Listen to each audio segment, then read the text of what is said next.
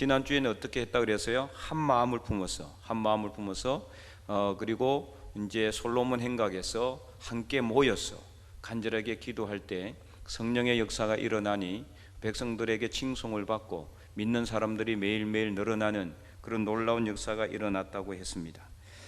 그래서 이를 통해서 민간의 사도들이 큰 표적과 기사들을 일으키게 되고, 이것은 부차적인 것이라 그랬죠.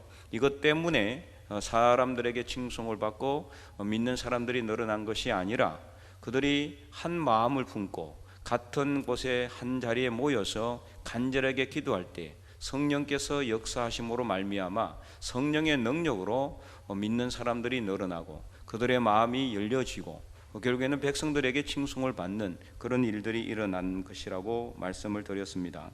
이런 상황 속에서 오늘 본문 이제 17절과 18절, 이 대제사장들과 그와 함께 있는 사람들, 이제 사두개인들이라고 오늘 본문에 이야기하고 있는데요. 이들이 그냥 마음의 시기가 가득한 거예요. 왜냐? 백성들이 다 그들한테 오지를 않고 이 예수님을 믿는 사도들 이 주변으로 모이게 되니까 쉽게 말하면은 이제 그들은 인기가 떨어진 거죠. 대제사장들은 사두개인들도 마찬가지고, 그리고 이제 사두개파와 또 반대파가 이제 바리새파예요. 사두개파, 바리새파 이게 두 파가 있었는데 사두개파는 부활을 갖다가 부인해요. 바리새인들은 부활을 갖다가 또 찬성해요. 그러니까 서로 또 달라요. 교리가 조금씩. 그러다 보니까 늘 반목했는데 예수님 때문에 그들이 이제 같이 된 거죠. 대제사장들이 대부분이 이제 이 바리새인들이 많았는데요. 그래서 이제 이 사람들이 같이 합력해 가지고 사도들을 잡아 가지고 옥에 가두었어. 18절에. 그랬더니 어떤 일이 일어났습니까? 19절에 주의 사자가 밤에 옥문을 열고 끌어내어 이르되, 20절 가서 성전에 서서 이 생명의 말씀을 다 백성에게 말하라, 이렇게 말씀했어요. 생명의 말씀은 어떤 말씀일까요? 이 말씀은 율법을 이야기하는 게 아니에요. 예수 그리스도를 믿음으로 말미암아 구원받게 된다는 것, 이것을 전하라는 겁니다. 예수님을 믿으면 구원받고 그리고 영생을 얻게 된다는 것, 이것을 전하라는 것이죠. 그래서 21절에 그들이 듣고 새벽에 성전에 들어가서 가르쳤다는 거죠. 이 공회가 이제 소집이 이제 되는 이 내용 가정이 이제 기록이 되어 있는데요. 그랬더니 대제사장들과 그와 함께 있는 사람들이 와서 공회와 이스라엘 족속의 원로들을 다 모으고, 여기 공회는 어떤 공회냐, 이제 사내들인 공회라고 이제 하는 것인데, 저번에도 한번 말씀을 드렸죠.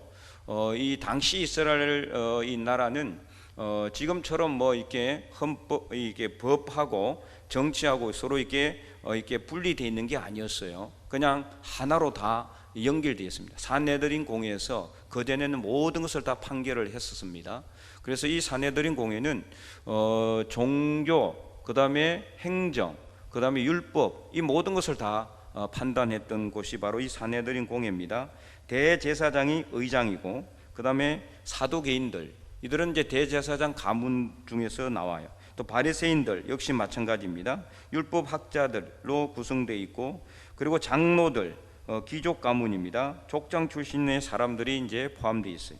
그 다음에 서기관들, 바리새인 중심이고 율법 학자들로 구성되어 있습니다. 그래서 이렇게 해서 총 몇 명이냐?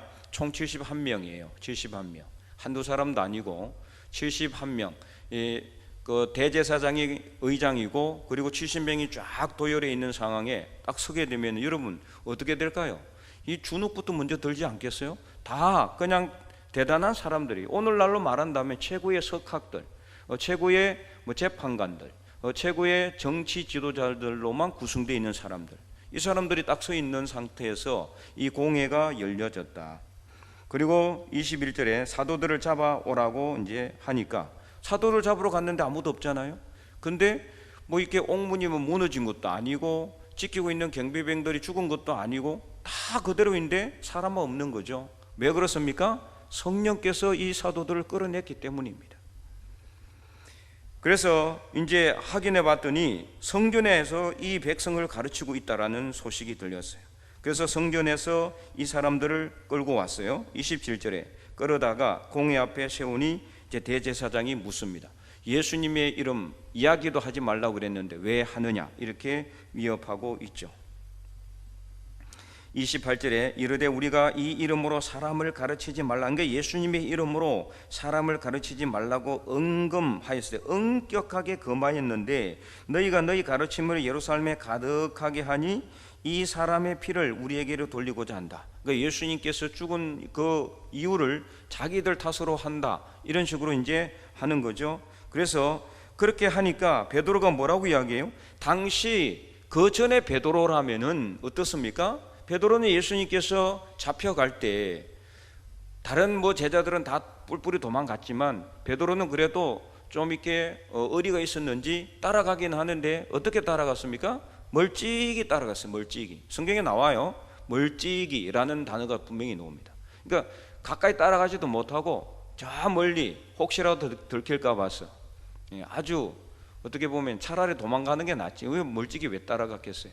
그만큼 겁이 많았었어요. 베드로도 온전히 예수님 믿고 3년 동안 따라다니면서도 그에게는 예수님을 온전한 영적 메시아로 받아들이지 못했던 거죠.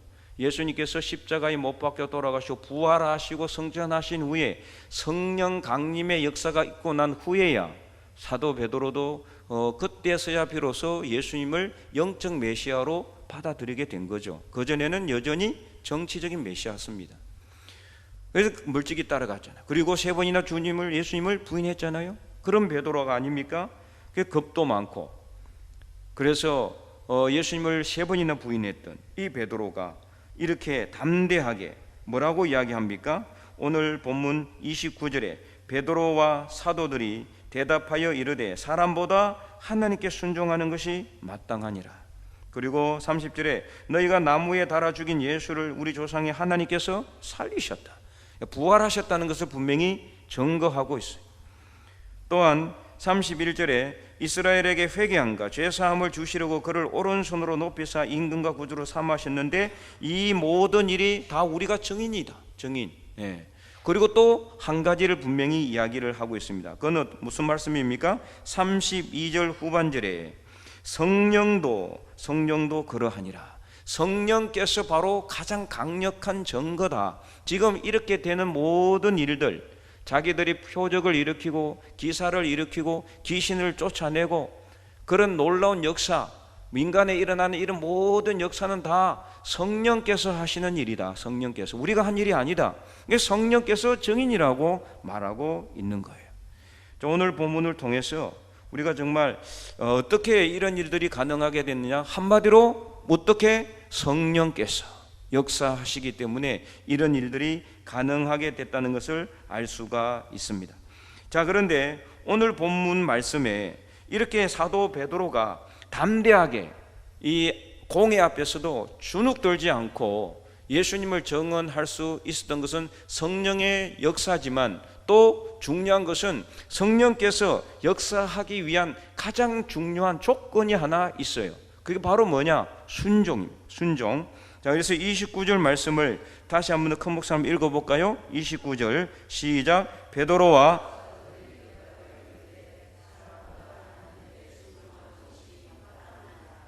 아멘. 순종이 정말 중요하다. 베드로가 이렇게 복음을 전할 뿐만 아니라 성전에 들어가서 복음 전한다는 건요, 그야말로 이 죽기를 각오하고 가야 돼요. 성전에 함부로 들어갈 수 있습니까? 못 들어가죠. 이 특별히 베드로나 사도들 같은 경우는 이제 이미 이 눈도장이 찍혀 있어요. 눈도장이 다 알아요, 누군지. 이 베드로와 사도들이 성전에 들어갔다가는 바로 쫓겨나는 것은 고사하고 죽을 수도 있는 그런 상황이죠. 죽을 수도 있는 그런 상황 속에서 베드로와 이 사도들이 이렇게 이 담대하게 성전에 들어갈 수 있던 것은 어떻게 했기 때문이다? 순종했기 때문입니다. 자, 어디에 순종했어요? 20절 말씀 읽어볼까요? 가서 성전에 서서 이 생명의 말씀을 다 백성에게 말하라 하매 21절에 어떻게 했어요? 그들이 또 꼭 새벽에 성전에 갔다. 이게 그냥 간단하게 말씀 한 줄로 이루어져 있지만은 이 여기에는 엄청난 순종의 역사가 있는 거예요. 순종의 역사. 이 성전에 들어가는 거 방금 이야기했지만은 쉬운 일이 아니거든요. 아무도 들어갈 수도 없어요. 성전에 누가 함부로 들어갈 수가 있습니까?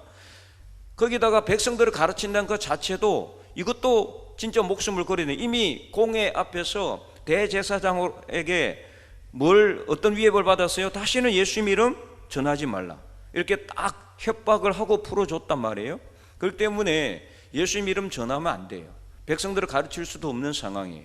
그런데도 성령께서, 주의 사자가 옥문을 열고 사도들이 이끌어내서 이 성전에 가서, 왜 성전에 가서 가르치라고 했을까요? 사람들이 가장 많이 모이니까. 주의 사자는 바로 성령을 의미하고요, 20절에 가서 성전에 서서 이 생명의 말씀을 백성들에게 전하라고 이렇게 명령한 성령의 명령에 이 사도 베드로와 사도들은 그대로 순종했습니다. 이거는 안 됩니다, 우리 갔다가는 죽을 수도 있습니다, 그렇게 이야기하지 않았습니다. 거부하지 않았습니다. 성령의 음성에 그대로 순종했습니다. 순종해서 성전에 가서 가르쳤기 때문에, 이 가르친 것 때문에 성령께서 역사하신 것이 아니라 순종했기 때문에 성령께서 담대함을 주시고, 그래서 성령이 바로 이 모든 일의 정인이라고 그렇게 베드로는 힘주어서 말할 수 있었다.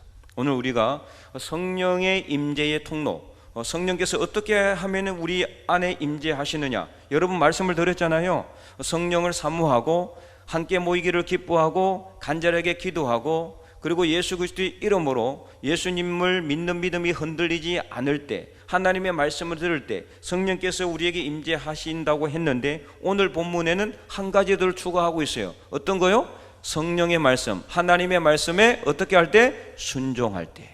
하나님 말씀에 순종하는 삶을 살 때 어떤 일이 일어난다? 성령의 충만한 역사가 일어나게 되는 줄 믿으시기 바랍니다. 성령께서 오늘 우리의 삶 속에 임재하시는 통로는 바로 순종입니다. 우리가 하나님 말씀에 순종할 때, 그래서 순종하는 삶을 살아갈 때, 그래서 순종함으로 우리가 복음을 전할 때 성령께서 우리 안에 임재하시고 우리의 입술을 열어주시고 우리의 발과 손에 힘을 주시는 겁니다. 담대함을 주시는 겁니다. 겁 없이 사도 베드로가 공회 앞에서도 주눅 들지 않고 예수님을 정언하고, 그래서 담대하게 그 복음을 전할 수 있었던 원동력은 성령의 충만함이었고, 그렇게 할 수 있었던 것은 바로 그가 성령의 말씀에 그대로 순종했기 때문입니다. 오늘 이 말씀을 정말 여러분 가슴에 깊이 새기기를 원합니다. 말씀에 순종할 때 정말로 성령께서 역사하신다. 우리가 다른 것이 없습니다.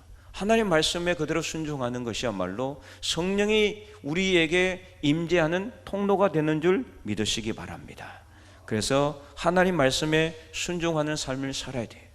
말씀대로 우리가 따르는 삶이 정말 얼마나 중요한가를 오늘 본문은 우리에게 분명히 보여주고 있습니다.